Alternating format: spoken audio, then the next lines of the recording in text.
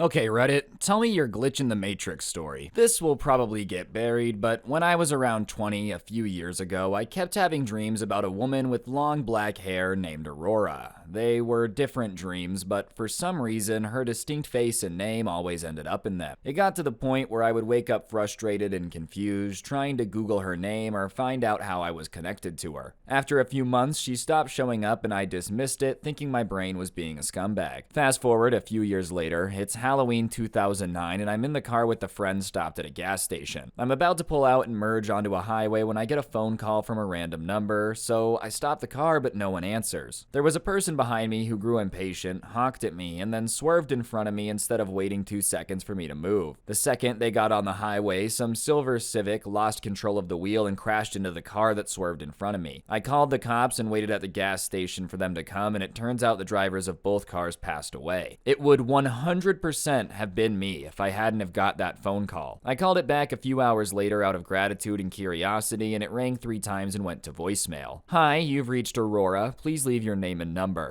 I had never had goosebumps like that in my entire life. I called it again the next day, but I was confused about the whole situation, and some woman answered and we got to talking. I told her my story, including the dreams I had, and she tells me she doesn't know how I got her number and she never called me as far as she remembers. Weird. I asked if she has a Facebook to confirm she's in fact the woman that was in my dreams. I check her Facebook, and it was her. If that's not a glitch in the Matrix, then I'm just absolutely insane. I think if this happened to me, I'd be convinced I was in the plot of the next Final Destination movie and just convince myself that everywhere around the corner is a big accident. That's absolutely insane. It's like a guardian angel popping into your subconscious just to shave you from a car wreck. Honestly, you gotta go get a lottery ticket or something after luck like that. What's going on, guys? It's your boy Scrub here, back again with another video. Today we're gonna be going over this Ask Reddit thread I found about people's glitch in the Matrix stories. I just thought it was interesting, so I figured I'd make it a video. So without further ado, let's get into it. I've related this story before, but here it goes. The parallel universe answering machine. This happened about 15 years ago. I called my friend up and he wasn't home, so I left a message on his answering machine saying, "Hey, it's me. Sorry I missed ya. Call you later. Bye." Then I hung up and left the house. I made no other calls. Later that day, he called back and was like, "Wow, that was quite a message you left. Was that a girl you were talking to, or who was it?" And I was like, "What are you talking about? I wasn't talking to any girl." Well, as it turns out, the message didn't end after I said bye. I had to go over to his house and listen to this message a few times, but after my initial message that I did leave, there was a slight pause and it continues for another 30 or 40 seconds or so with me talking to some girl. It was my voice, but a conversation I never had with a girl whose voice I didn't recognize. You could compare it to the messages I know I did leave, and the two voices were indistinguishable. Not just the voice, but the talking mannerisms. It was my voice. Also, references to my occupation and activities were the same, and basically in this conversation I was talking to this girl about going skiing, but I had to go down to my shop and work on the car first, which correlated to me, and then it just stopped. It was recorded on a digital answering machine that recorded the messages to a chip, so there's no tape I could have taken and analyzed, unfortunately. And also, neither I nor my friend had party lines, so it's not an explanation. It was freaky, and I can't explain it. This is some Jimmy Timmy power hour of mixed universes going on here, dude. I don't even know what, in the land before deepfakes, what my reaction would be to hearing somebody having a conversation with me that I never had. Goodness gracious, hearing your own voice is bad enough. Hearing an alternate version of you having a conversation is even worse. Driving home on a storm day, I saw that a side road up the local golf course was blocked off by flashing barricades. I also spied a Mercedes parked past the barricades with its hazards on. I stopped and walked up to the car to see if they needed help because I'm an EMT, and I shined my light into the back seat to see a man slumped over asleep. Thinking I've got a few drunks, I moved up to the driver window and rapped on the glass and shined my light in. The driver is sitting bolt upright, unmoving, staring straight ahead. My window wrapping and light doesn't really cause him to blink, flinch, or move. I look over and the passenger is slumped forward onto the dash, and it begins to creep me out. I called down to a sheriff's station and requested a code 2 unit up to my location to help me check him out. While on the phone, I walk back to my truck to get my go bag, and as I'm on the phone with dispatch, she asked me to get a license number for the car car as a power company cherry picker truck comes rumbling down from up the closed road. I move to go around the truck to get the plate number and the car is gone. I talked to the driver of the truck and he said there was an 80-foot tree down across the road and that he didn't think it'd be open for a day or two. So the question is, where the hell did the car go? Tree up one way, barricades on the other. It's kept me a bit unsettled when stopping at accidents and hazards since then. Oh, okay, ghost car, man. Is this the ghost ship equivalent of stuff on the side of the highway? The fact that everybody else was slumped and the driver was just kind of vibing makes me think you might have stumbled upon a ghost car crash scene, man. 40 years ago, a set of teenagers set out in their Mercedes, but were too reckless, and now their ghost haunts the hallways of the alternate universe. This happened to me in 3rd grade, and it scared me so much I started crying and had to go to the office to talk to the principal about it. I was in the hallway for misbehaving, and my neighbor, Tad, a year younger than me, came walking out of a class to my right, passed in front of me, and headed down some stairs. We said hi to each other, and about 20 seconds later, he walked out of the same class, passed in front of me, and headed down the stairs. I just stared at him, confused and afraid, and he looked back like, "Why are you looking at me like that?" And I never realized how much it was like Matrix deja vu. I thought of a second example as well. A few years after this incident, my sister and I were hanging in the living room watching TV, and we both saw our mom walk through the other room and through the adjacent hall. And maybe 20 minutes later, she came in from the backyard. My sister and I looked at each other confused and asked her how she got back outside, and she didn't know what we were talking about because she'd been outside for hours and no one else was home, of course. Bro, I think you might just have the ability to tell the future a little bit. Jokes aside though, I've definitely had a few moments like this where you're pretty sure that you just saw something that also just happened, but you're not really sure, so you just kind of have to sit there and question reality for the next 20 minutes. Sometimes I think we've got to be in a simulation and these have to just be the glitches going on, you know? Just accidentally cloning your mom and sending her to like walk into a wall like a lagging enemy character in a video game. At 12 years of age, my mom let me stay in the truck when she went grocery shopping. As I was waiting, I saw an old guy walking towards the truck with an indescribable look at his face, looking at me as if I knew too much. He stopped 5 feet away from the truck and looked at me for a couple seconds and headed back the exact way he came. It was rather traumatic for some reason and very confusing at that age. 5-6 years later, my dad was showing me home videos of us at Yellowstone, and at Old Faithful I noticed the same guy, same look, same clothes, peering at us on camera and at me through the TV. I'm literally freaked out just telling you this. The Yellowstone video was from when I was very young. I'm thinking 1 or 2 years old. I was in an awesome baby pack on my dad's back. I'll try my hardest to find the video, but I don't really see my parents often and I don't think they know where our home videos will be. Nah, man, that was definitely Demon Grandpa. He knows where you live. I know you were freaked out typing this, but turn around and he's gonna be staring at you right now. Jokes aside, bro, I feel like if I had ever had some old dude approaching my truck staring at me like I knew too much while I was inside, I probably would have like hid underneath the seats, dude. I would have like been ripping those seats off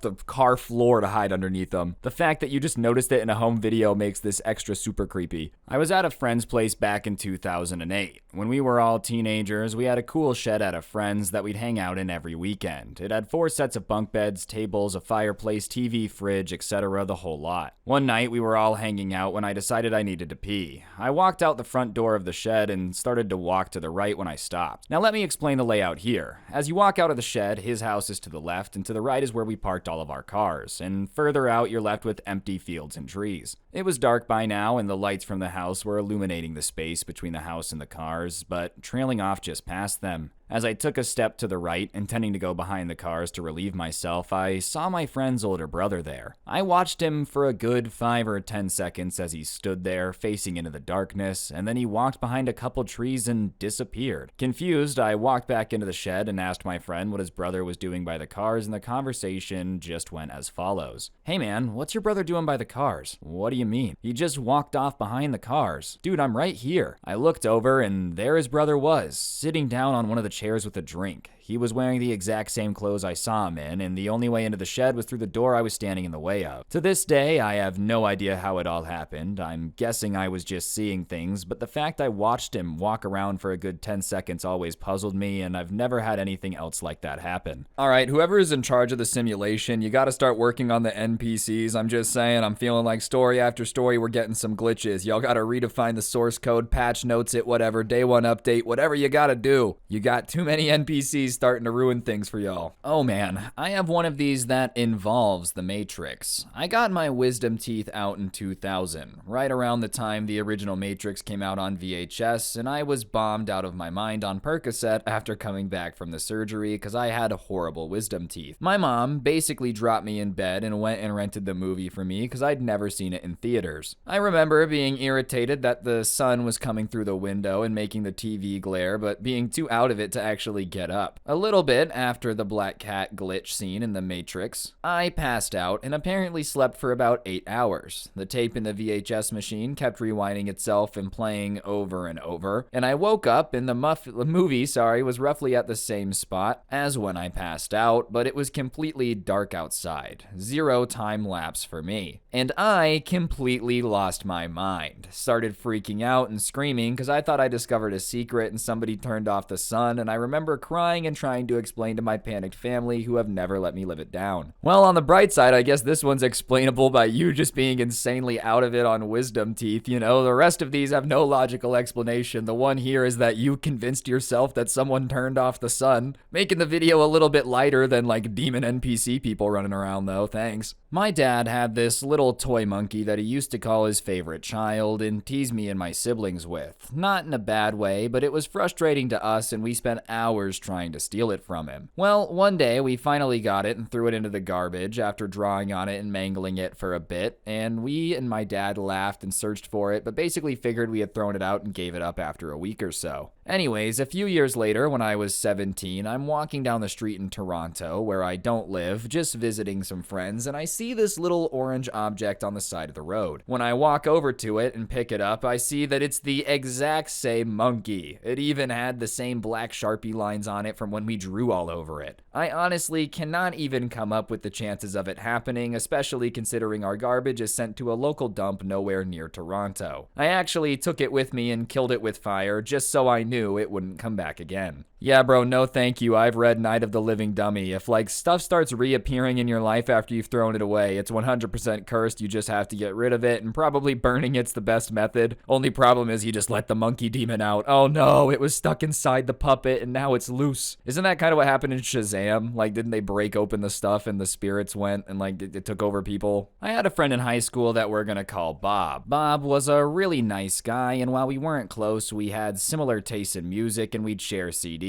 This was in the late 80s, way before file sharing. Anyways, we eventually graduated and I moved several hundred miles away to college and we lost touch. And when I left for college, I had one of Bob's CDs still in my possession. Fast forward 10 years later, I graduated and was knee-deep in my career and finally saved up enough money to buy my first house. I'm in the new house unpacking and I see a CD in a box. I hadn't noticed it in many years and thought, gee, I should really track down Bob and return it. And right then, the doorbell rings. It was Bob, and he says, "Hey, you wouldn't still happen to have my King Crimson CD, would you?" And I look down, and I'm literally holding it in my hand. I handed it to him, and his mouth dropped open, because mine already was, and we exchanged pleasantries, and I asked him how he found me. I no longer remember what he said, but he eventually took off, and I literally have not seen Bob since. I bet you Bob was been stalking you for years, right? He's literally been sitting, waiting for you to find that just so he could knock on the door and ask for it back. He's like, I've been following him for way too many years now, okay? If I can't give up, I gotta get the CD back. I was walking through Best Buy one day a couple years ago and I walked past a rack of boots. Sitting on the rack was the last book in the Dark Tower series from Stephen King. The front cover had a picture of Roland in the front of the tower with a field of roses behind him. I held the book in my hand and looked it over and remembered being puzzled about why it was in Best Buy, but whatever. I'd read the first 6 and I'd been waiting for the last one, but my spending money was low that week. I set it down and decided to come back next week after I got paid to buy it. I went back next week and it wasn't there. It slipped my mind after that for a bit, but after a month a bit later, I went back to Barnes & Noble to get my copy. They told me that it wasn't out yet, and the release date for the book was 6 months later, and I pre-ordered it then. When the book came out, I went to pick it up, and it described the cover out loud to make sure I wasn't crazy. The clerk handed it to me, and it was exactly as I'd held it in Best Buy. Honestly, I wouldn't be surprised if the distributors had sent this out like way early on accident, and then someone accidentally put it out at Best Buy because they're not too familiar with how books are supposed to be put out and didn't realize it was out early. I only know that because I feel like sometimes I remember people would get the Call of Duty early because they would go to like a mom and pop gaming shop that would sell it early. I'm late to the party, but this has freaked me out forever. I was a satellite installer and I was driving between two small towns in North Carolina, Statesville and Taylorsville. It's about a 20-minute drive of a perfectly straight 2-lane road with pretty much nothing but trees on either side. It's the middle of the day and I'm driving along listening to Howard Stern on Sirius Radio when all of a sudden I go from wide awake to falling asleep. Meaning 1 second I'm normal and a second later my head is drooping down, eyes closing, and what snaps me out of it is my car bounces like I hit a speed bump. I'm still in the middle of the road and Howard Stern is still in the same sentence, but my GPS signal says lost and then I hear recalculating.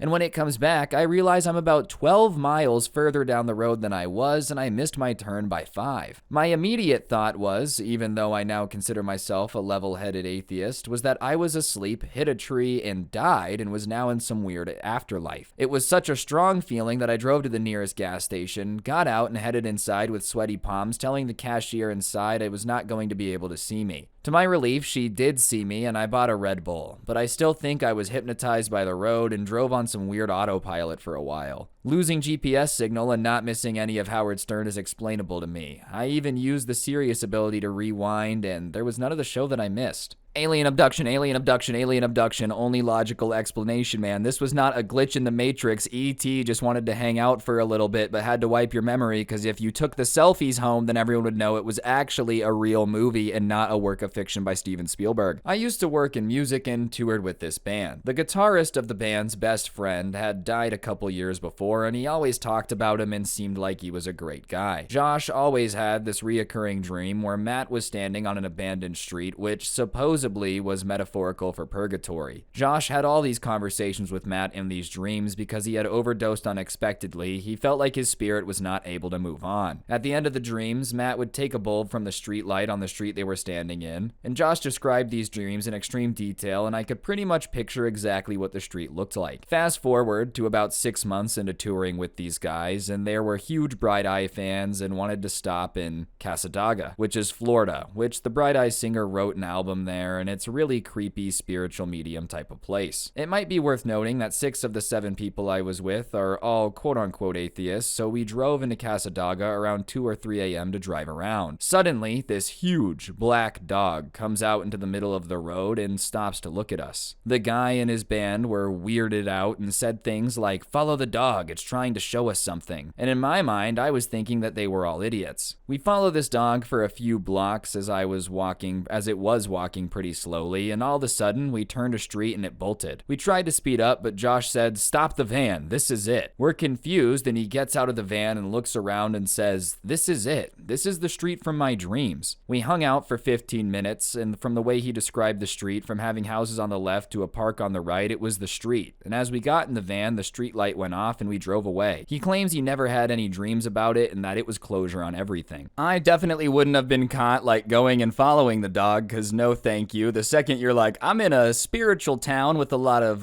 paranormal activity and a dog starts trying to lead me somewhere, is when I'm like, no thanks, not trying to be transported to another dimension. But hey, at least I'm glad you got closure. Anyways, guys, on that note, I think that'll do it for the video. If you enjoyed, like, comment, subscribe, all that good stuff. Use code Scrubby at the G Fuel checkout. And if you want to listen to these offline without gameplay, whatever floats your boat, link to the Spotify's down below. And yeah, on that note, don't get anyone pregnant. If you do, make sure they're hot, and I'll see you guys next time. I'm out. Peace.